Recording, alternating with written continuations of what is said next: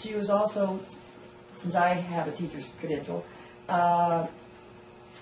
realized that once they got to high school, and my son, my youngest boy, would say, you know, Mother, I don't see any of the Native Americans. And that was one of the things that we discussed extensively, is that somehow get them into high school and get them out into college. Well, that's one of our biggest things, is that 2 years ago we addressed that issue with the high school itself as the gap between the Native students and the rest of the students that are enrolled in graduating high school. What happens with our the Indian kids is that they get kind of weeded out. Either they get told, well, your grades are dropping below grade point level and you need to go to Credence, or you need to go to continuation school, or you need to go to homeschool, charter school, or what's the other option? They just drop out. So we were working on improving that graduation rate at the high school. We've been working with that. We've been meeting with them for over 2 years now. For every month, for every year, we met and we talked about, when we first started talking about this 2 years ago, we always had issues at the high school. And every month there was an issue. The superintendent would say, okay, Aaron, what's on your agenda today? I said, well, this is on my agenda today.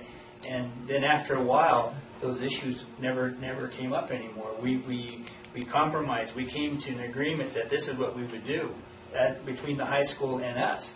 Because they would always ask me, well, you heard about this problem at the high school? I said, yes, we have. We're waiting on you to see what you're going to do. We would give you a recommendation, a solution as to help you.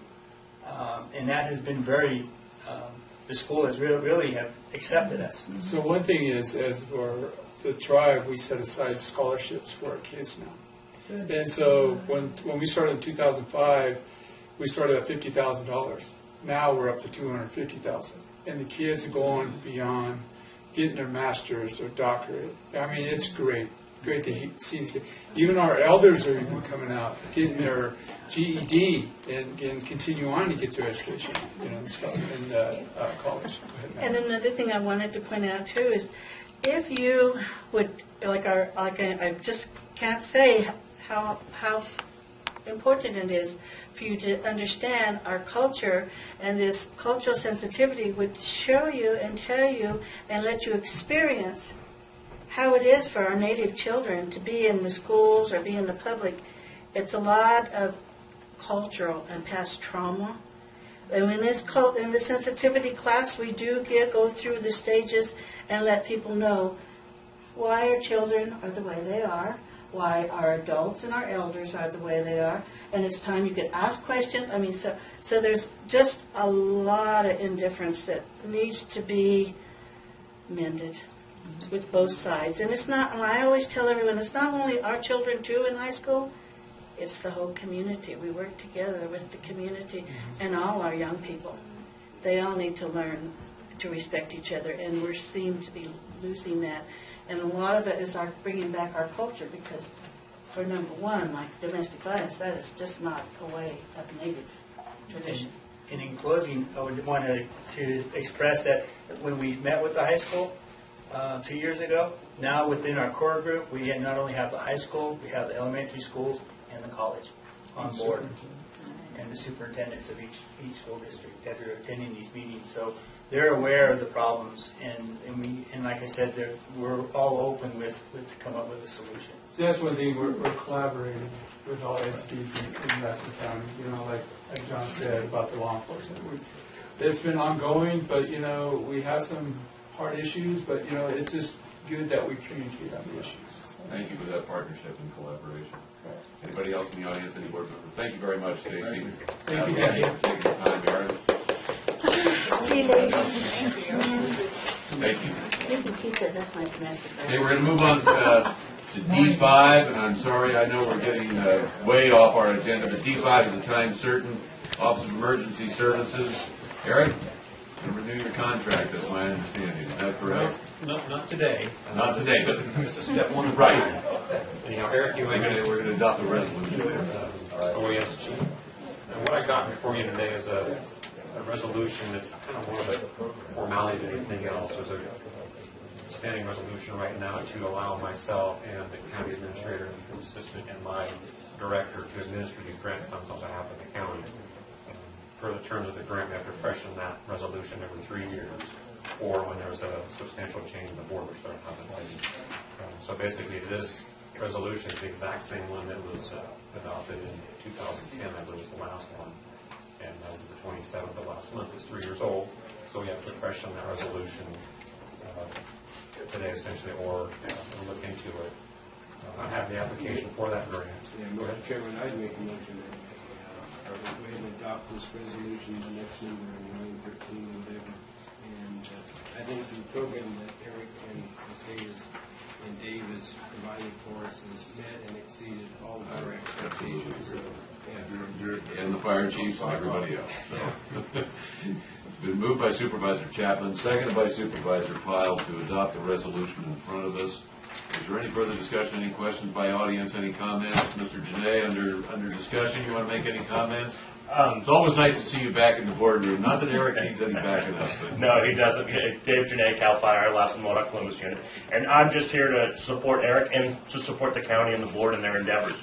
I agree with Supervisor Chapman. It's been a great opportunity for all of us, including CAL FIRE, our local unit, to, when we talk about collaboration, to become more of the county and be able to fold some of those departments in that we hadn't in the past, and that position has given us that opportunity, everything to work with, from public health to the sheriff to a lot of other entities closer than we've had. So I'm full support of renewing the resolution and using that EMPG funding for that position if we continue to do that. So. Thank you very much, Dave. Thank both of you for your service to the community, obviously, through this position. I think it has been a very good relationship. So I see John nodding as well. I mean, this used to be under the sheriff's department, but I think that this has been much more effective. So this is the first step. Maybe Yeah, right. This is the second. Have we voted? No, we didn't vote on it yet. We got a motion and a second. We're under discussion. You want me to call for the vote? Yeah, let's call I can for the do vote, so. and then Eric Okay. will give us the second. All those in favor of the motion to approve the resolution signify by saying aye. Aye. Is there any opposition? Hearing none, carries unanimously.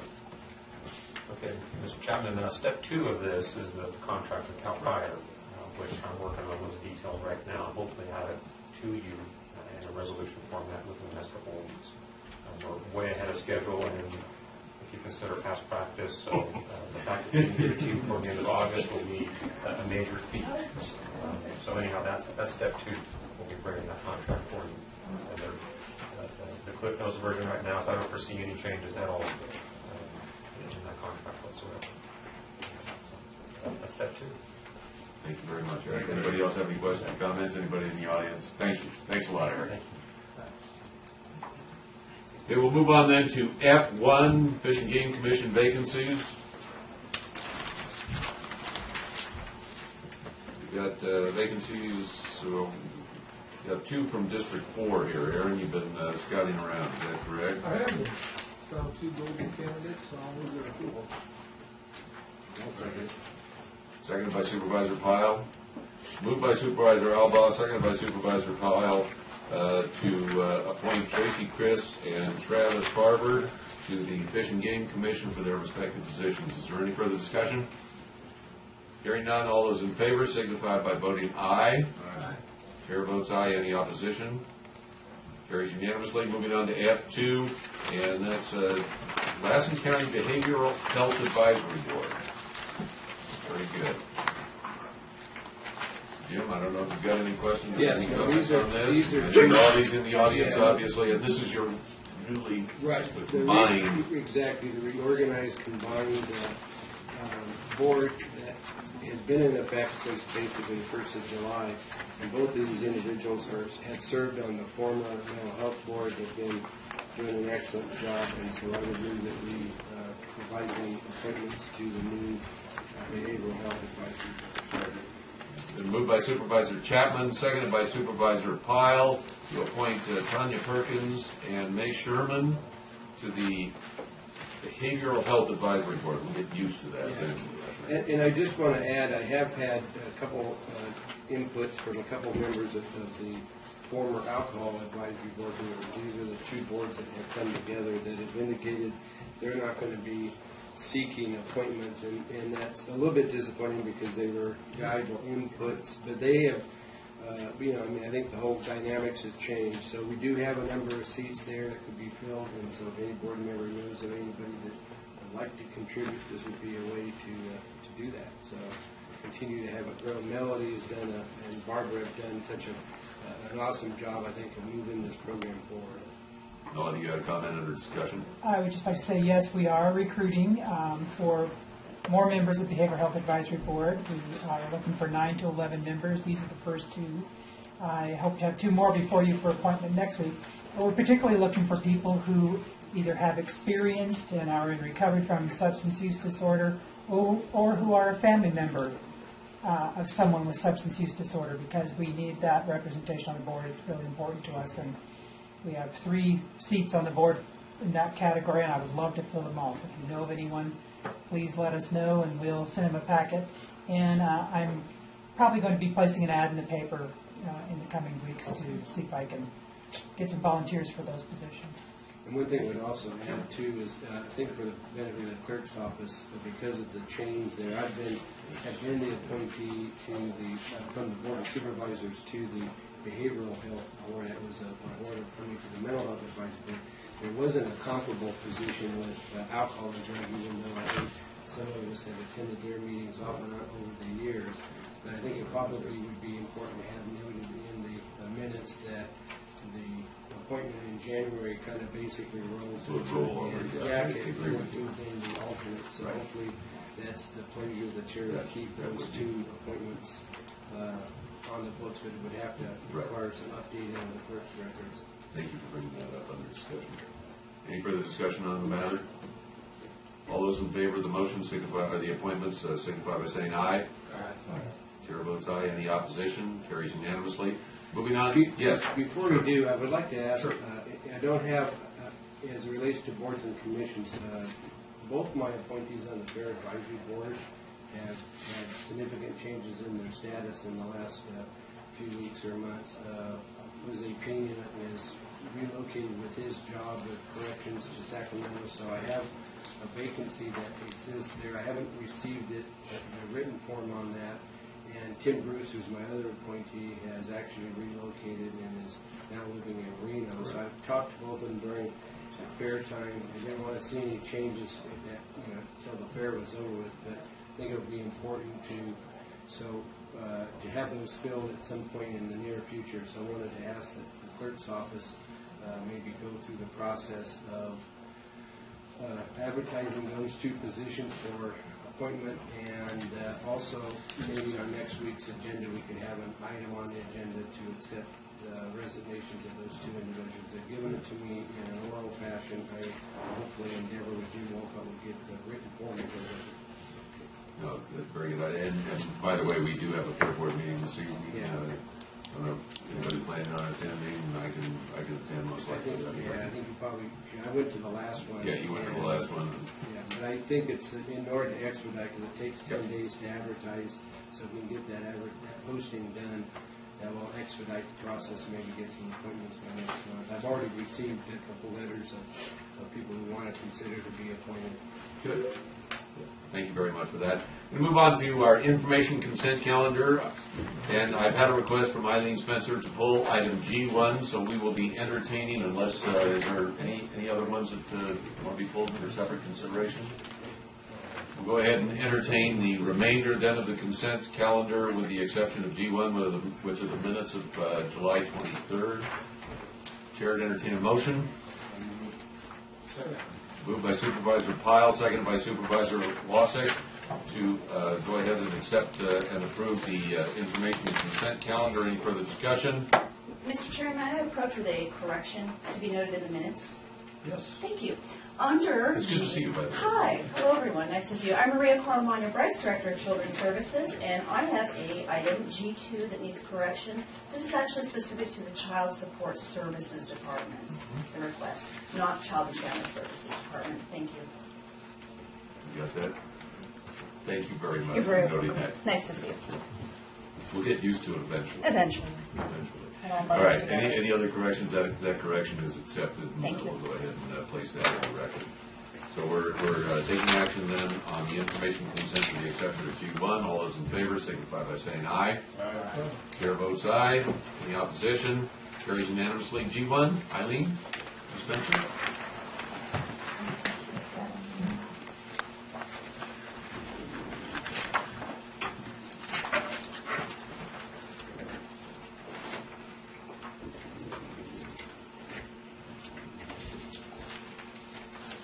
Yes, I'd like a correction on your minutes on agenda approval, additions and deletions. I think it's on the first page. I can give this to you too if you need it.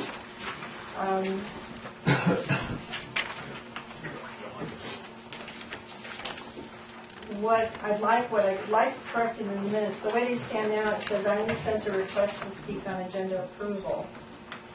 That wasn't the case at all. I'd like that changed to made a written request to add an agenda item to the July 23rd, 2013 agenda.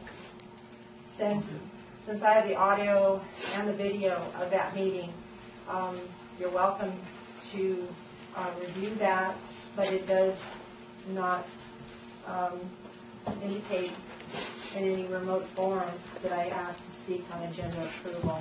So I just like the minutes to be accurate. So if you could just correct, made a written request to add an agenda item to the July 23rd, 2013 agenda. And also and you're welcome to, I think you all get audio tapes of discs. I don't. You don't get it? No. Oh, I thought you all did. No, I don't. Okay. It does not indicate that you ask for comments. So I'd like that changed to reopens agenda B2 for discussion. That was correct. That would be my recollection. That is what we did. I just like those two corrected. And since I'm not going to be here this afternoon or for the April 10th minutes, there's also May 10th, I think, that you haven't approved yet. It's open. I'm just wondering why that was not added to this agenda also. You're going to do 2010 minutes, but the May 10th one has never been on the agenda either. So I would have liked to have seen, we gave you a list of all of these outstanding ones, and I believe that was on there. You're doing them, maybe because of time, maybe, you're doing them one at a time, but you need to not forget about the May one that has never been approved. The minutes have never been approved on that also. And just so Mr. Pyle will be getting verification that we did request an agenda item to be added here, and we will also be posting all those documents on the website. It should be up this afternoon. Thank you. Thank you, Ms. Spencer. We need to take up G1, or we can go ahead and make the corrections and then bring it back to the board for the next meeting. Supervisor Wasik, sure. I would like to just, if somebody can first verify by listening to the tape that the corrections are actually. That's a good point. Let's do that. If we could. That would be better. That would be better. That is a better idea. Thank you. So we'll bring it back to us at the next meeting. All right. Move on to H1, and that is the minutes of the April 20th, 2010 meeting. And obviously, I need to remind everybody that the two supervisors were obviously not here at those meetings, so abstaining, I would suppose. I'd look to the other two supervisors for a motion on these minutes. Second. Moved by Supervisor Pyle, seconded by Supervisor Chapman to approve the minutes of April 20th, 2010. Is there any further discussion? Hearing none, all those in favor signify by saying aye. Supervisor Chapman. I do not. And the Chair votes aye, and 2 abstentions should be noted from Supervisor Wasik and Supervisor Alba.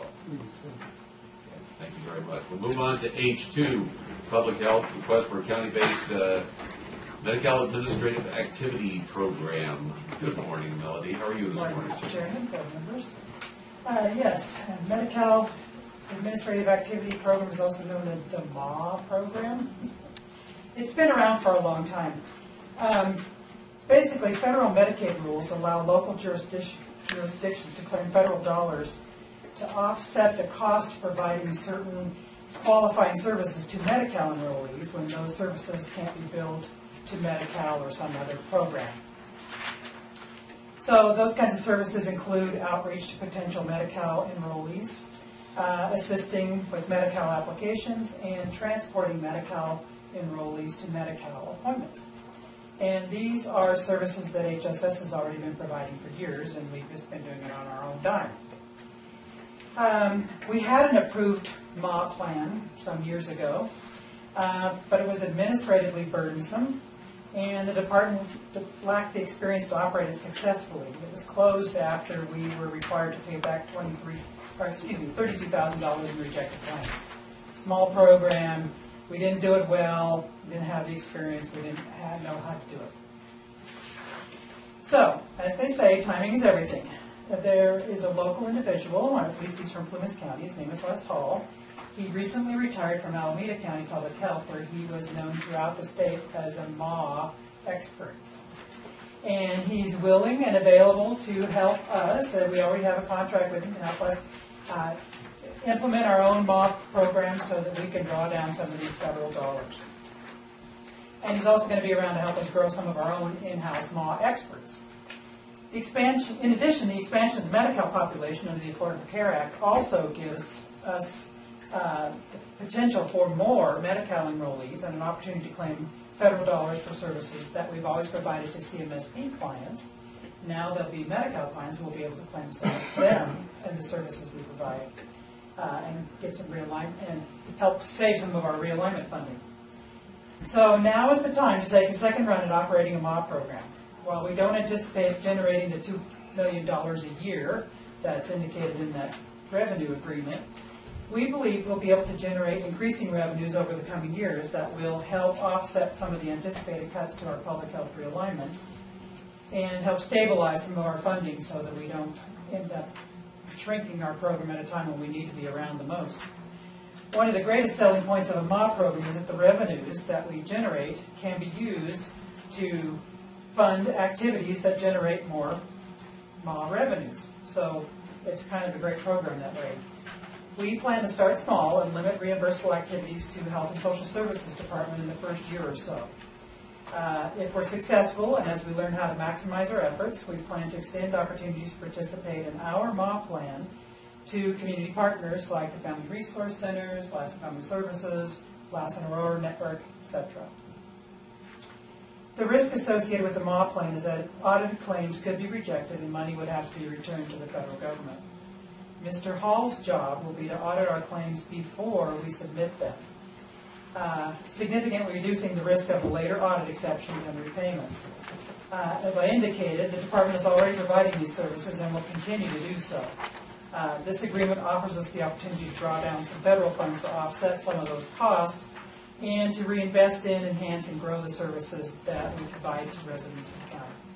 So I thank you for your consideration. I'd be happy to take any questions. Jim? I have one question, Mr. Chairman. In that, the role that Mr. Hall would play would be kind of similar to what we have Laura Roberts does when she handles all the claims for the prison reimbursement. I mean, Very similar. We'll be submitting the claims, but he's going to audit them for us. Yeah. He's going to train us. Well, she actually puts together the claims and basically does that as an audit. So it's a third party who reviews it before it goes to, we've had basically a flawless reimbursement because of that kind of a model. So, And that's what and we're very confident that he's going to be able to help us get that and to grow this program so that we can not only sustain the services we're providing in HSS and maybe grow some of those, particularly in light of the proposed cuts to our public health realignment, but also to help our our local community partners, our nonprofit organizations, where they're providing some of these same kinds of activities, get some reimbursement too. I know the first flight commission was excited about him being available in the air. Very excited. We're very lucky. It was just great timing. Right, exactly. Yeah, I did notice the term of this agreement, and then the maximum amount, I saw that $6 million. I thought it was enticing. Yeah, because I knew they were doing the MOPLA, and the agreement came in with $6 million. But we don't think we're going to hit quite that much. But he wanted to leave it open so that we could generate as much funding as we possibly could. And really, it is a bit of an unknown with the changes that are Yeah. coming. Yes, especially under managed care, where Partnership Health is also going to be involved in the intergovernmental transfer process, and they also will reimburse us for some of the services we provide. So we can't be double dipping. So it's going to get tricky, but I think we can generate some money that we need to keep things going. Board members have any other questions or comments? Moved by Supervisor Pyle, seconded by Supervisor Wassick to approve and authorize the chairman to sign the agreement. Any questions or comments from the audience? Any discussion? Hearing none, all those in favor signify by saying aye. Aye. Chair votes aye. Any opposition? Carries unanimously. Moving on to item H3. Morning, Maury. Good morning, Mr. Chairman, members of the board. You have before you today a request by Ronald Rosengren to waive a $159 appeal notice fee. The applicant was served a letter by the building department in regards to several issues with the single-family residents at the site. The applicant had 30 days to appeal the decision. He did make a timely appeal. However, he did request in the appeal that the fee be waived. That's why we're here today. It's pretty detailed in your board packet. I can go into more detail if you'd like, but I would just sum up by saying staff recommends to the board that we go ahead and waive the fee. The appeal body is the planning commission, so today we're just looking at the appeal waiver. Thank you very much, Mr. Anderson. Board members have any questions of Mr. Anderson at this point? I have a question. I'll second. Yeah, there we go, for discussion. Thank you very much. That's great. Okay, moved by Supervisor Pyle, seconded by Supervisor Alba. Under discussion, Supervisor Wassick. Thank you. I think maybe it's important for the record or the public, maybe if we could give some reasoning on why this fee should be, you recommended, you said that it should be waived. The applicant, there's a couple things going on. As you know, we have an abatement process going on for the property, and this is a different matter. This is actually a building matter. Throughout both processes, the applicant has indicated that for financial reasons that all the burdens that the county is placing on them in terms of cleaning up the property or fixing